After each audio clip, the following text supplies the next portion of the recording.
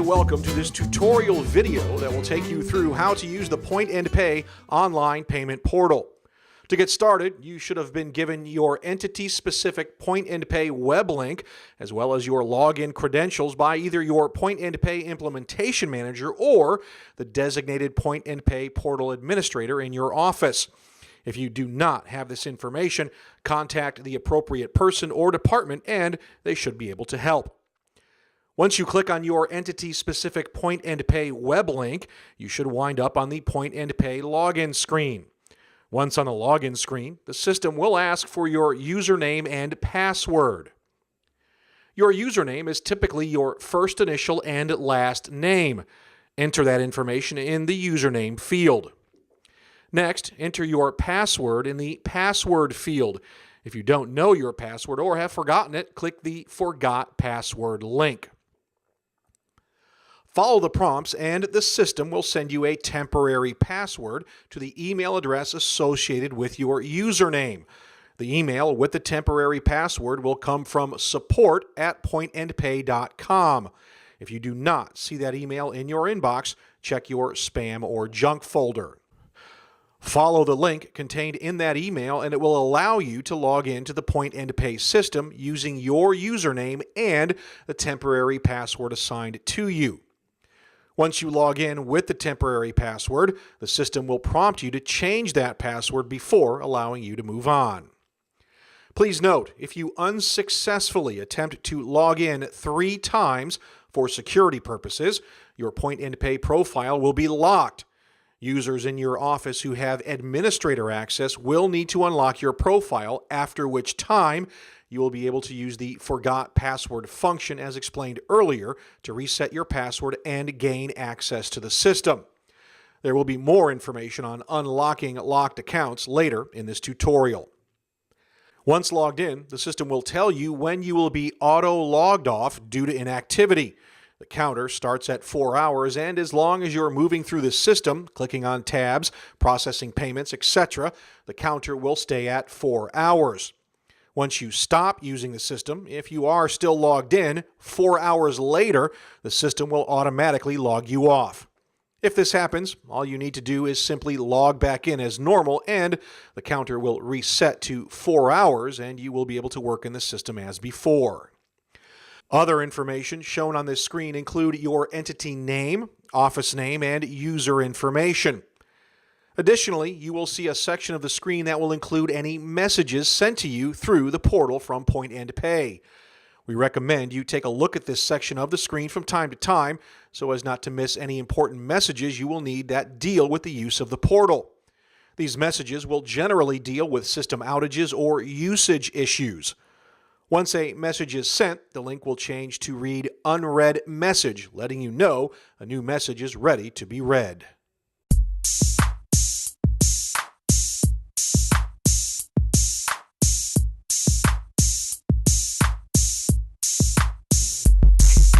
The first function we will look at is the User Manager.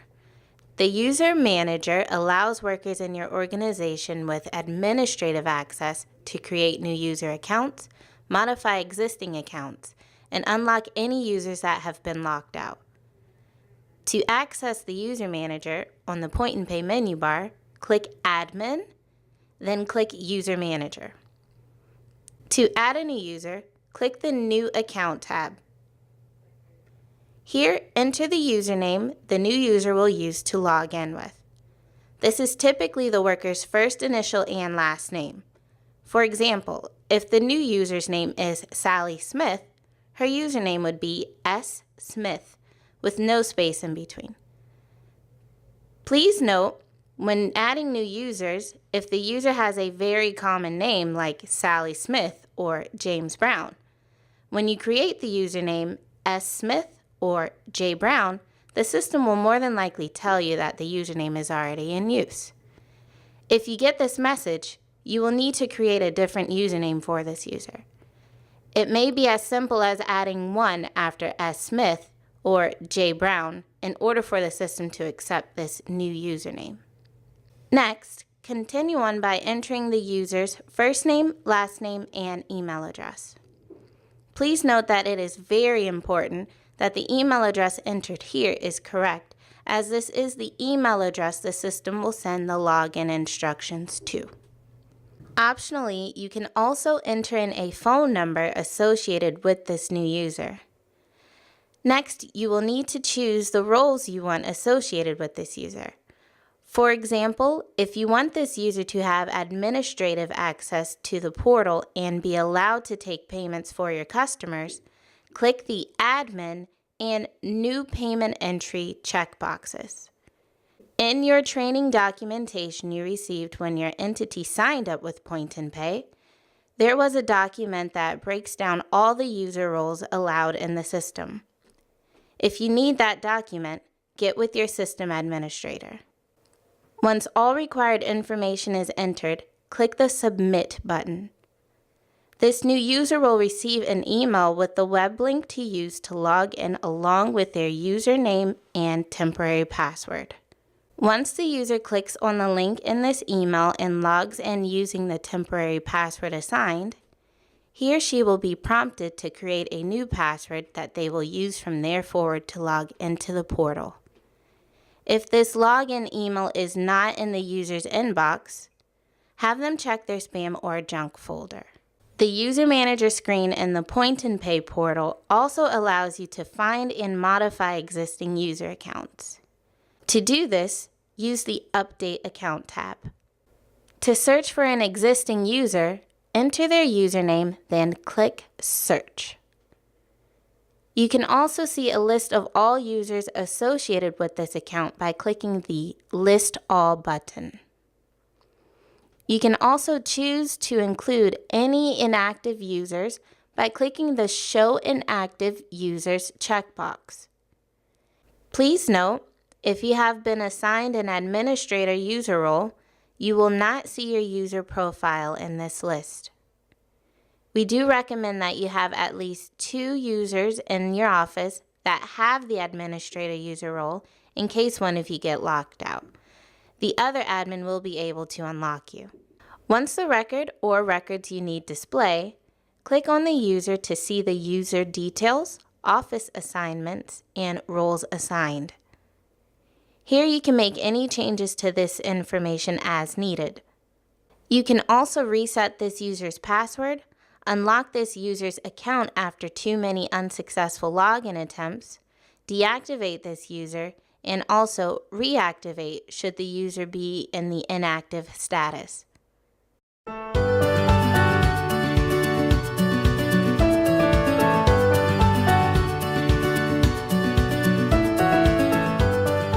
As you use the system, you will find that there will be times you need to look up a past payment made. To do this, on the Point and Pay menu bar, click Payments and choose Search for Payment. Select the desired search by criteria and enter the information as needed, then click Search. The system will show a payment summary that includes the payment ID, subtotal, fee charged, and total, as well as how the bill was paid and billing information.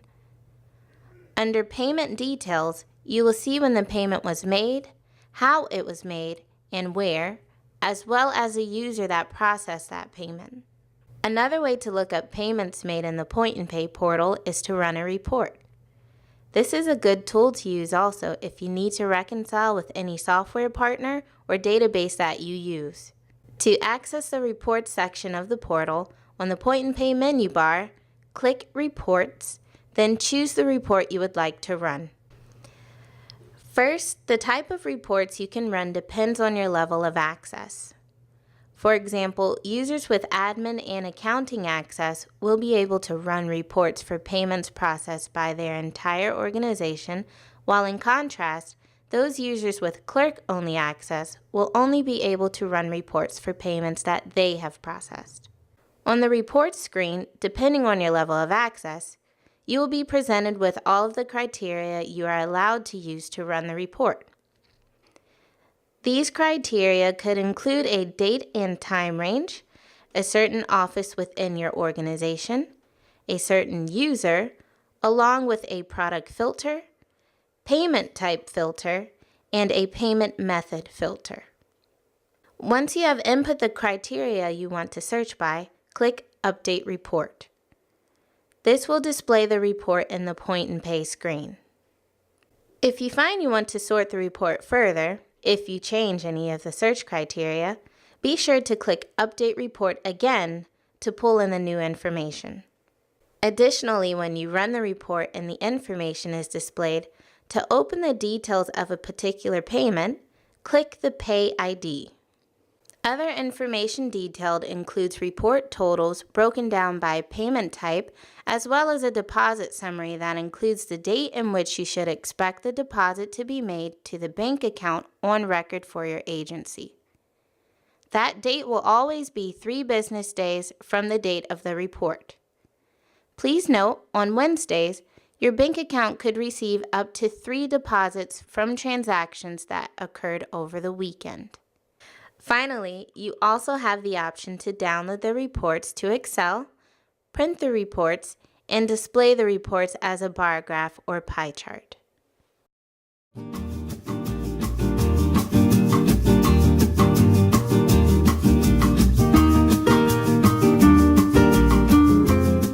One good reason why you would need to find a past transaction is because that transaction might need to be refunded or voided.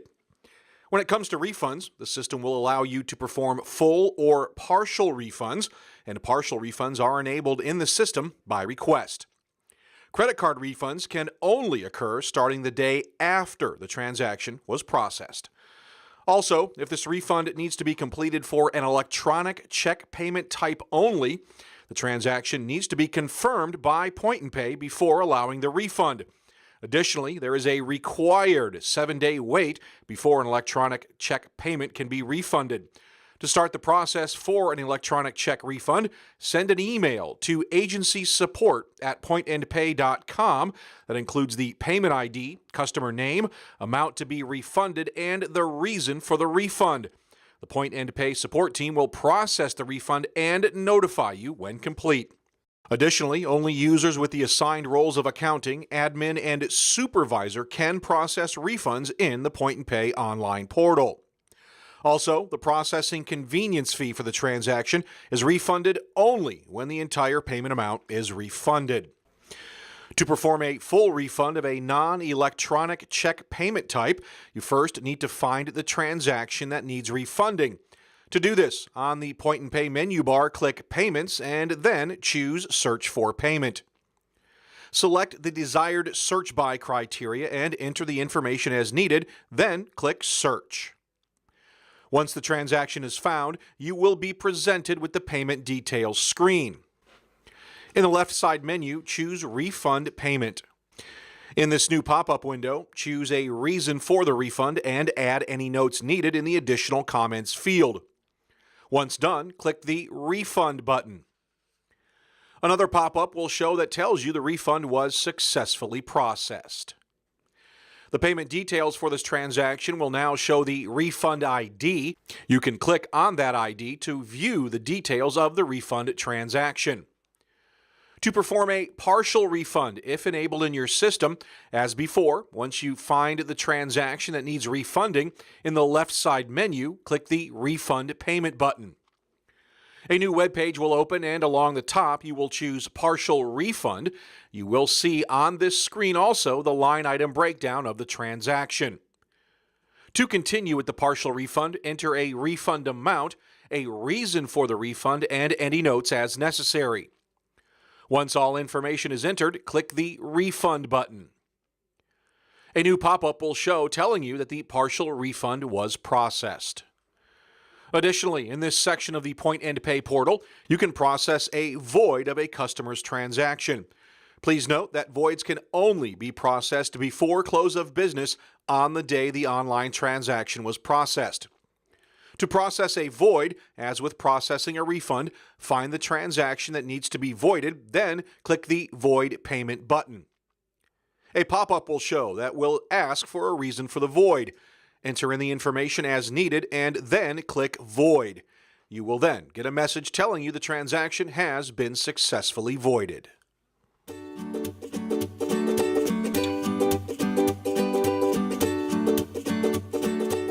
Finally, in our tutorial today, we will take you through how to set up payment exclusions. This tool can be used to prevent payments for specific reasons.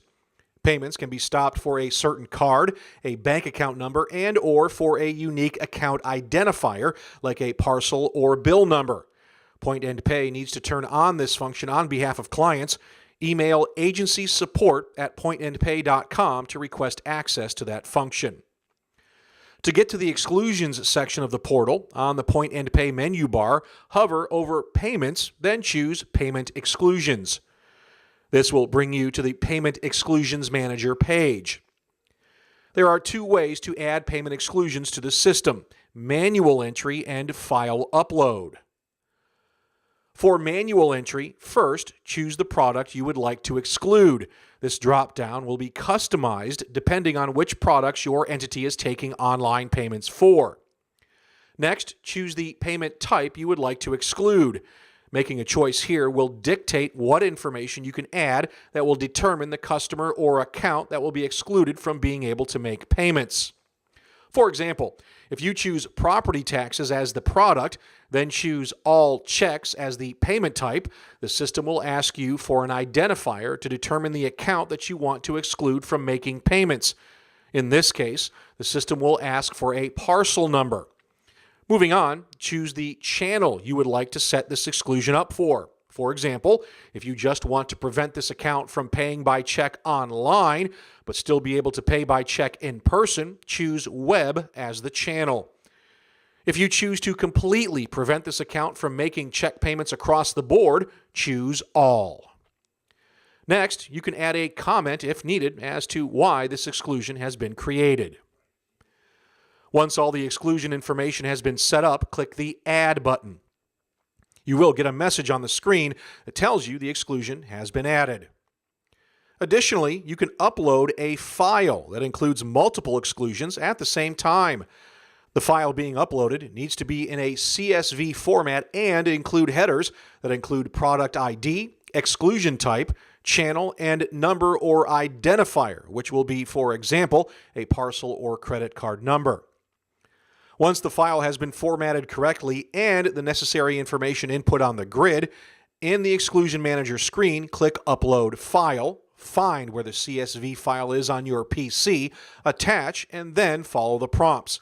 You will get a message telling you the exclusions have been added to the system. The exclusions you add, either manually or by file, do take effect in real time. So, as soon as you get the message telling you the exclusion has been added, that exclusion is live in the system. With an exclusion in place, when a customer uses the exclusion identifying information to attempt a payment, the system will display a message on the customer's screen explaining that the entity has rules preventing such a payment. Additionally, if you need to view existing exclusions set up in your Point End Pay portal, click the View Existing Exclusions button. On this screen, you can see all of the exclusions you have set up in your system by clicking Show Exclusions, or you can choose certain search criteria to drill down your exclusions list and view only certain records. Once the record or records you are looking for display, you will see all of the exclusion information input when the exclusion was created. Also, in the Source column, if you click on the eye icon, the system will show you the user that added the exclusion and when that exclusion was added to the system. Finally, once you find and view any of the exclusions you need, if you find you need to delete an exclusion, click the checkbox next to the exclusion record, then click Delete. Once again, thank you for taking the time to view this tutorial. If you need further assistance, you can always email our support team at agencysupport@pointendpay.com.